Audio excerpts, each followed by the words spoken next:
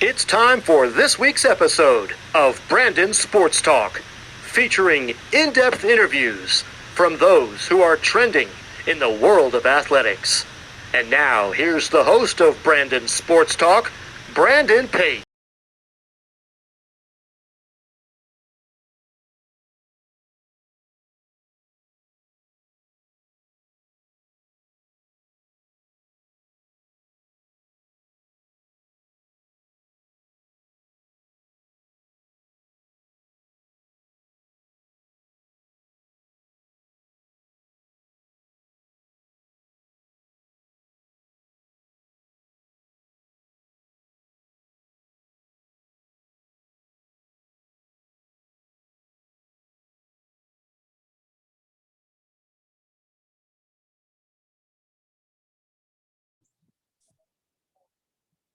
Welcome back to Brandon Sports Talk. In today's episode, I have the privilege to interview Kaleigh Fratkin from the Boston Pride. How are you doing today, Kaleigh? I'm good. Thanks for having me. Can you talk about how you knew that you wanted to play professional hockey? Yeah, professional hockey came at an interesting point for me. I played in the CWHL for the Boston Blades. It was the only league that was around at the time, but we weren't, truly a professional league because we weren't being compensated for our play. And so a little bit different than what it is for the girls now, where they have an opportunity to kind of see what the NWHL is and have a place to play post-college. For me, it kind of came right when I was done school that I knew that there was an opportunity to really play professionally. What was your time at Boston University playing? I loved my time at BU. We had a very successful team. We went to 2 Frozen Four finals. We ended up losing, so runners up, and then we won 3 Hockey East championships. We went to 4 Final 8s. The NCAA tournament. So pretty awesome experience overall and off the ice. I loved my time academically at BU. I studied communications and I loved the city of Boston. So I had a great experience. What was it like getting drafted into the CWHL for the Boston Blades? It was pretty cool just because it was the only league that was around at the time. The draft was run pretty differently then than it is, now with NWHL. But, it's cool to kind of be a part of the group that, was drafted because not everyone gets a chance to be drafted. What was it like playing in the NWHL with the Connecticut Whales? Playing for the first ever, the inaugural team for the Connecticut Whale was an awesome experience. We had a really cool group, a great team. I made friendships and bonds with some of those players that I'll have forever. So, I cannot speak anything. I can only speak highly of the experience that I had in Connecticut. For the first year of the league. We had awesome fans. Our games were always packed and sold out, and just the Connecticut community in general really opened us with open arms. What was it like playing in 2016 to the outdoor games? That was really cool. I got picked up by Boston and had the chance to play at Gillette. I had never been at Gillette prior to that, so it was pretty surreal skating around at the beginning. During warm-ups, your helmet off, and I was able to kind of take in a lot what the football players take in on the field, but I was on the ice.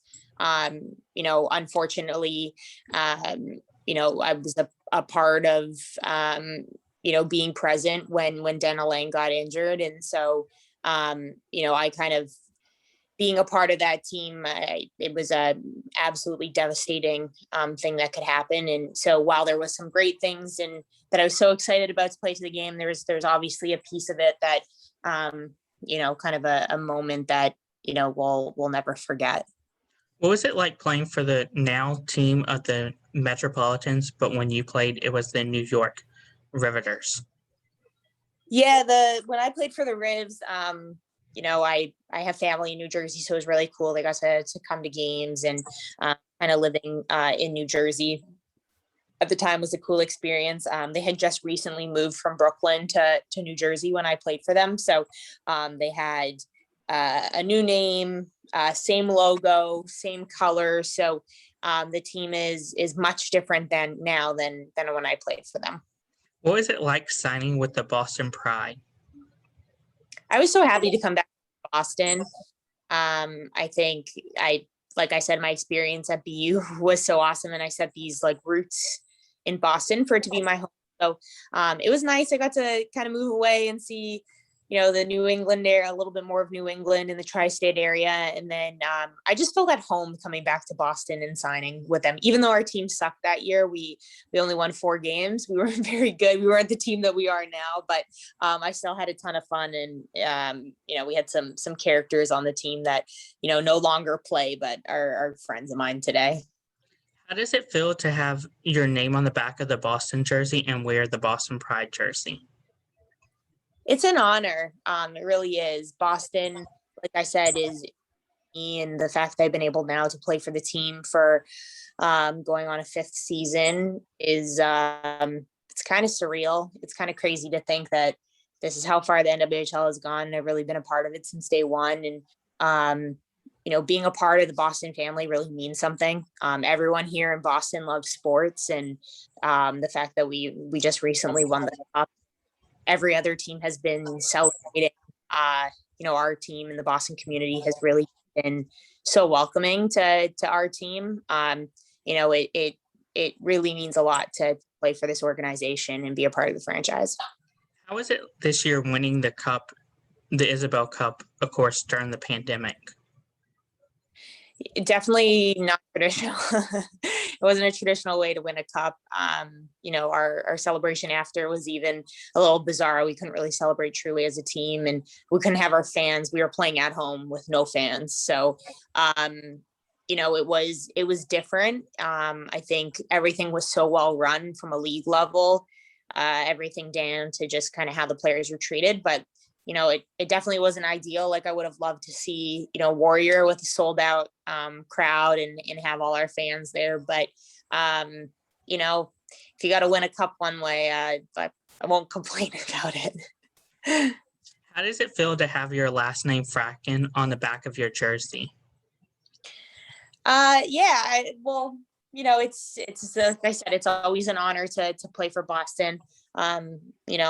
You care definitely more about the organization that you're playing with. So the logo on the front certainly represents a lot more, or is a lot more meaningful than your name bar on the back. But it is cool to just, be a part of this organization. And every time, you get to take the ice, that you're a part of the group. It's nice that I'm the youngest of 3 in my family, and we all played hockey. So I'm sure my family and my parents are still happy that they get to see a Fratkin skating around the ice. Do you have a unique story about the number 13 wearing it both in Boston University and with the Pride? Yeah, 13's my favorite number. It's always been my hockey number. As a kid, for some teams, I did have to wear some different numbers just because I didn't have the opportunity to wear 13. But it was a number that when I was younger, my everyone, like for all the teams I played for, you always got to pick your number, and everyone went for like 19 or 8 or 7 or 9, and all those cool numbers, or what were deemed as the cool numbers. And when I was younger, my 13 was always the one that no one wanted. And so my dad kind of he said it to my older brothers first, and naturally I'm the youngest one, so he had said to us that pick the number that no one else is going for and make it a cool number. And my dad had said, pick 13. No one, everyone thinks it's unlucky, and it became a family number. So my brother wore it in college. Both of my brothers did. And then my oldest brother wore it at the pro level too. And so I had to wear it too. So it's our family number. And then we're all big Pavel Datsyuk fans, and he's number 13 as well. So yeah, it means a lot. What is it like balancing being working for Under Armour and also being an NWHL player? It's a lot of balance, like you just said.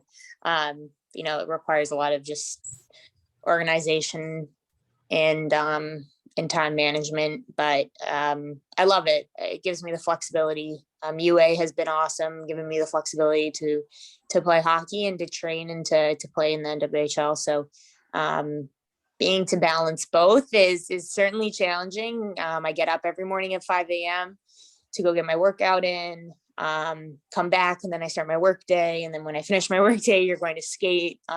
So days are definitely filled. But as long as I'm young and healthy and good enough to still play, I want to be able to do both. So What are some of your game day rituals that you have, and who are the people that you look up to in the league? yeah, game day rituals. I'm not like a very superstitious person. So I have my routines. Like I like to do game stuff on game days.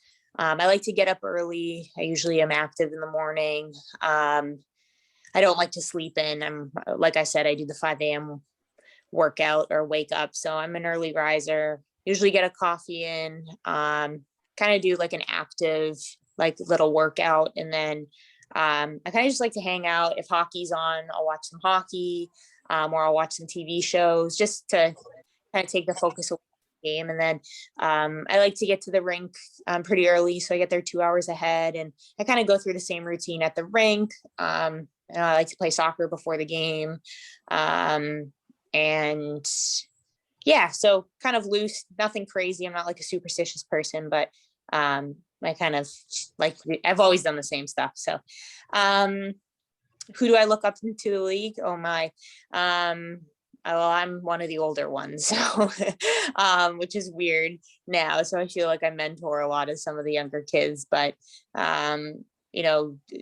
Jill Dempsey is a good friend of mine, and she's someone that, I admire her passion and dedication and love for the sport. So if there's someone to look up to for that, I definitely look to her as, all of her hard work and dedication, and she takes pride in a lot of the stuff that she does. So she's someone that I definitely respect and look up to. What was the feeling like whenever you hoisted up the Isobel Cup this year? It was the coolest feeling ever. I hadn't won a championship in a really long time, since the Boston Blades, the Clarkson Cup. So 6 years later, 5 years later, I was definitely, what was it, 5? Yeah, 6 years later, I was pretty due for to be able to hoist something. So and then a lot, like I've said, I've been a part of this since the beginning. So I saw a lot of other players, other teams, a lot of people get the chance to hoist the cup, which is what we all want at the beginning of the season. You want to win the cup. And so getting the chance to finally do that was pretty special, just to know how far this league has come, and just how far like my hockey career has come. What advice would you give upcoming future people playing college looking to go professional? Yeah, the advice I would give is just, focus on yourself and focus on your development. If you really truly are passionate about playing, do play and work hard at it because you want to. I would say don't do things just to do it because someone else wants it or wants you to do it.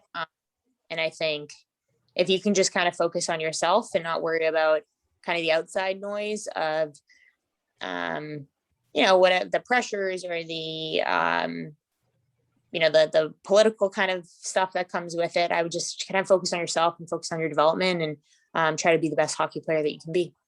What advice would you give current and future people playing professional hockey? Yeah, my advice is have fun. I think that's really the most important thing. Have fun. I'm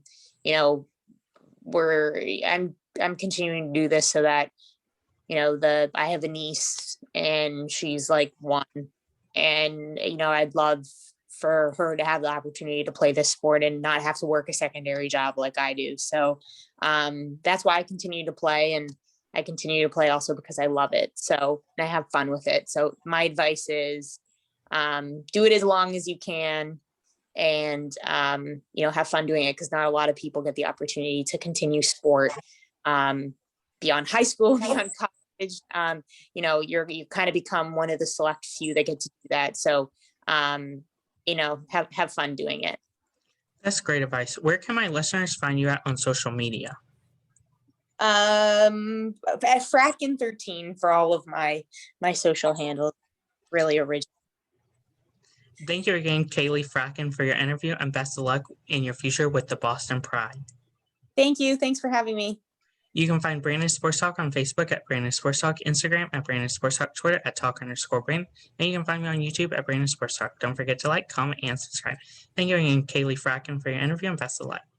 Thank you. You've been watching Brandon Sports Talk. Please feel free to like, share, and subscribe to Brandon Sports Talk on social media and on YouTube.